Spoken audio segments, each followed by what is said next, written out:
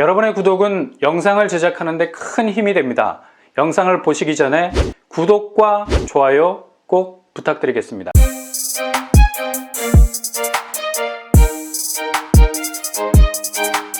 안녕하세요. 뻔뻔한 목덕방입니다. 주택도시보증공사, 영어 줄임말로는 허그라고 하죠. 처음 이름을 접하는 분들은 헷갈려. 뭘 안아달라는 거지? 혹 알코올 중독자들 갱신 프로그램인가? 라는 착각이 들어요. 서로 의자에 둘러앉아 파란만장했던 자신들의 과거를 나누고 눈물을 훔친 후에 박수, 그리고 깔끔하게 서로를 허그, 안아주고 모임이 끝나죠. 왜? 외국 영화에 단골로 등장하잖아. 주로 CSI 같은 미드 보면 약방의 감초야. 이렇게 갱신 프로그램 같이 들리는 허그는 우리나라에서는 굉장히 중요한 역할을 감당하고 있죠. 바로 분양가의 추이를 결정합니다. 주택도시보증공사 허그가 하는 일 중에 제일 중요한 오피스는 바로 분양 보증을 해주죠. 굉장히 무겁게 들리는 말이지만 실은 분양 보증을 통해서 전국 주요 지역 아파트의 분양 가격을 컨트롤합니다. 우리나라에서 제일 민심이 용트림할 수 있는 영역이 부동산입니다. 부동산에서 제일 중요한 것은 뭐니 해도 머니 무브먼트, 유동성, 현금의 흐름이 가장 찰지게 일어나죠. 아마 규제가 느슨해진다면 갈 곳 몰라 서성이던 현금은 죄다 부동산에 몰릴 겁니다. 지금은 부동산에 채워진 자물쇠 때문에 그 줄기가 주식으로 방향을 틀고 있는데 결국 강은 흘러서 어디로 간다? 오션, 바다로 가게 돼 있습니다. 아무리 현금 유동성이 주식시장으로 흘러 들어가서 증권가의 전국시대를 만들어 간다 해도 그 유동성은 결국 오션, 부동산이라는 바다로 흘러 들어오게 돼 있다는 얘기죠. 왜냐? 부동산은 돈을 금처럼 녹여서 땅으로 만들어 버립니다. 그렇게 굳어진 땅은 그냥 펄벅의 책, 대지로 남지 않죠. 죄다 그 땅덩어리들은 개발해서 건물을 올릴 수 있는 지목, 대가 되는 겁니다. 한마디로 골드바가 되는 거야. 왜? 땅을 가진 사람이 손질해서 지목을 대로 바꾸는 순간 그 땅의 가치는 급부상하게 되죠. 그러니 투기 세력들은 돈을 때려넣고 은행 가서 골드바 안 사. 왜? 골드바는 금시세라는 기준 안에서만 가치가 움직여. 근데 현금을 땅으로 치환시켜 놓으면 내가 일하지 않아도 그때부터 땅이 일하게 돼. 왜 그럴까요? 얘는 골드바처럼 가치가 어느 정도 수준에 머물러 있는 게 아니에요. 오히려 그 수준을 깨뜨릴 정도로 굉장한 상승 여력을 보여주죠.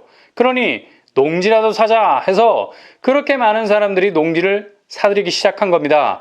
경자유전의 법칙, 농사를 짓는 사람이 농지를 소유해야 하는데 우리나라 법은 사각지대가 좀 있죠. 1000제곱미터 정도는 눈을 감아줍니다. 왜? 주말 영농이나 체험농장 같은 목적을 가지고 농지를 사려고 하면 농지 취득을 위한 영농계획서 등 복잡한 절차를 거치지 않아도 되거든요. 요 몇 주 그렇게 난리가 났던 1000제곱 이하의 농지들, 이런 식으로 쉽게 농지를 사기 위해서 우회적으로 접근한 거죠.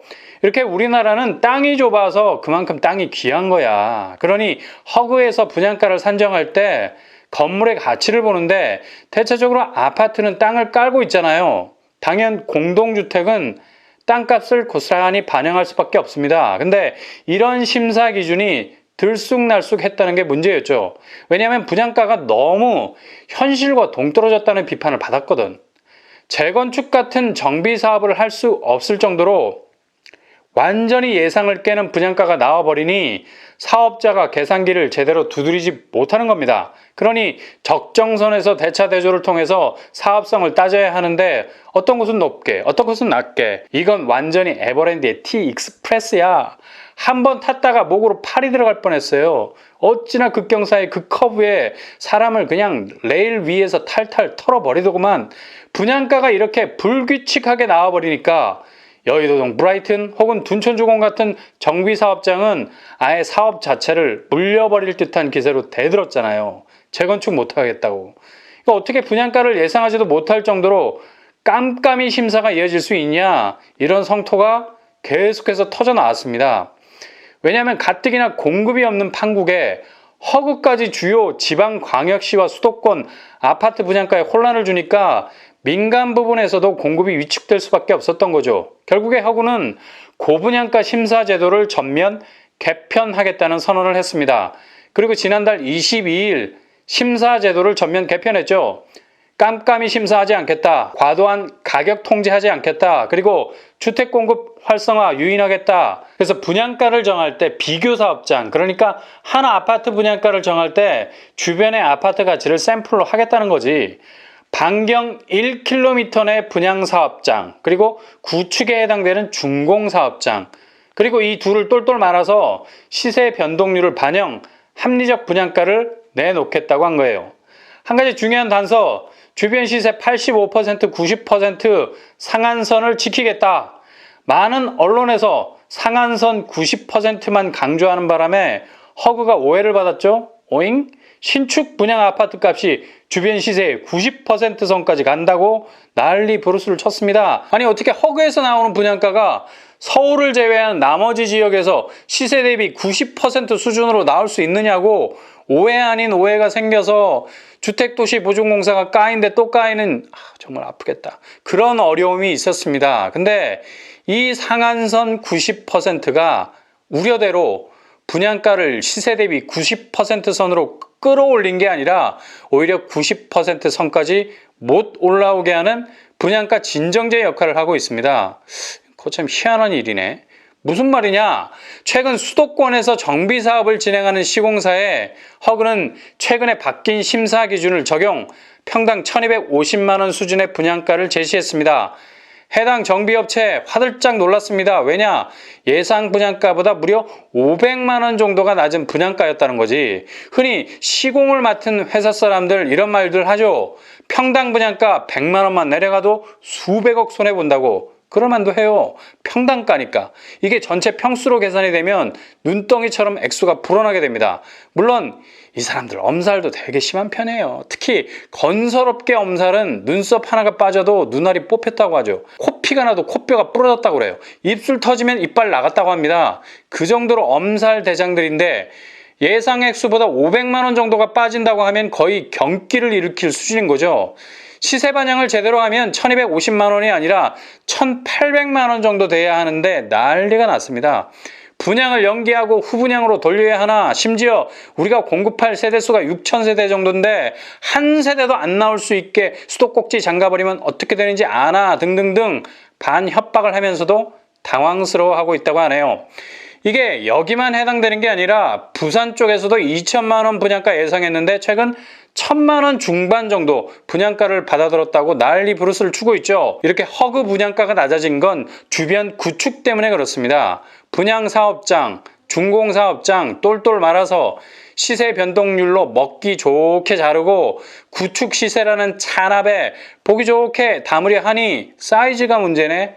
찬압이 85%, 90%라는 상한선이 있어. 그것밖에 못 담는 거야. 그러니 구축이 많이 있던 정비구역일수록 분양 단가가 낮아질 수밖에. 허그 분양가 심사 개선 안에서 90% 상한선 나왔을 때 저를 포함해서 얼마나 많은 사람들이 분양가가 시세 대비 90%까지 올라갈 거라고 걱정했습니까? 근데 이게 완전 귀뚜라미 보일러야. 똑바로 타는 게 아니라 거꾸로도 타요. 가격이 올라가는 게 아니라 도리어 내려가네. 오히려 시공사보단 청약자들에게 굉장히 유리하게 돌아가고 있다는 얘기죠. 시공사들은 입이 툭 튀어나온 반면 청약자들의 입꼬리는 살짝 올라갈 수 있다는 얘기입니다. 왜냐? 앞으로 허그 분양 보증을 받는 수도권 일부, 부산, 대구, 지방광역시의 분양가가 올라가는 게 아니라 오히려 내려갈 수 있다는 결론이 나온다는 거죠.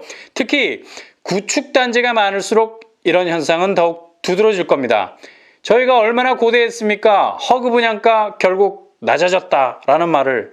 근데 이런 기조는 단지 허그가 분양가를 통제하는 지역에만 국한되지 않을 거라는 말입니다. 그럼 어디까지 영향을 받느냐?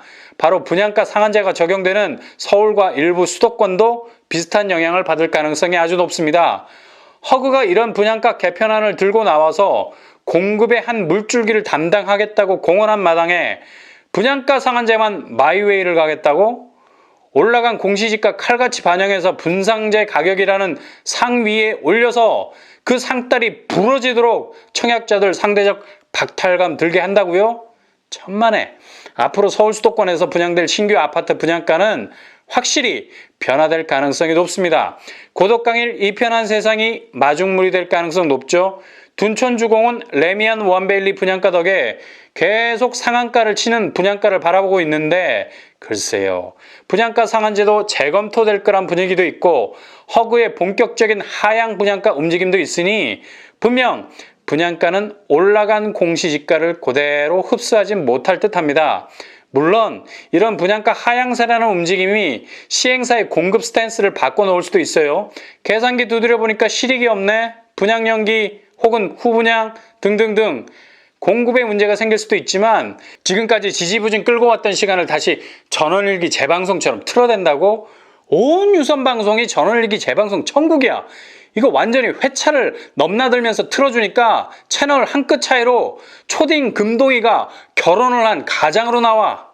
이렇게 분양 연기를 재탕 3탕으로 갈 수 있다고요? 굉장한 부담이죠.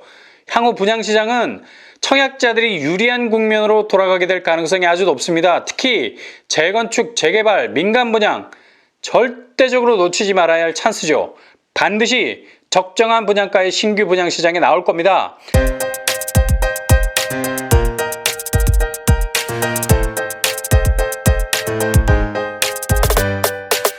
청약은 선택이 아니라 필수입니다. 왜냐? 청약자에게 절대적으로 유리할 수 있는 확실한 변수가 생길 가능성이 아주 높거든요. 그러니 여러분 잘 준비하셔서 당첨으로 가는 여러분의 실크로드 입성하실 수 있기를 바랍니다. 오늘은 여기까지. 이상으로 뻔뻔한 복덕방을 마치겠습니다. 구독과 좋아요 부탁드립니다. 감사합니다.